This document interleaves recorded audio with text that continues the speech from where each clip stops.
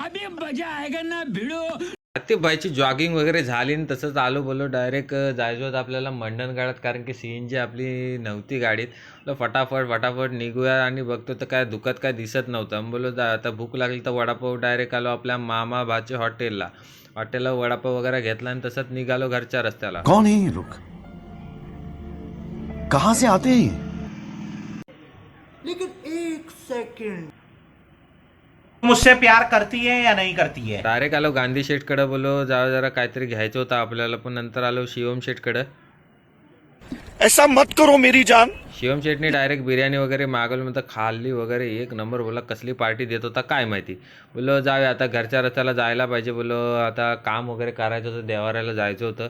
लगेच आलो आपल्या देवाऱ्यामध्ये. बोलो दुकानात वगैरे जाऊया. दुकान वगैरे खोलला आणि बघतो तर काय एकदम सीन नंबर एक नंबर होता. काय बोलतं काय समजतच नाही. बोलो जाऊया. नंतर बघतो तर काय स्क्रॅच वगैरे केलेला आणि कोणतरी काय नजर लागली, काय बोलू शकत नाही आता, काय बोलणार आपण. तिथं आपण स्टिकर वगैरे लाव. नंतर आलो डायरेक्ट घुमरीत काम वगैरे केला. बघा काय ऑर्डर असेल तर द्या, आता खूप रेट वाढले त्यामुळे जरा सावकाश द्या.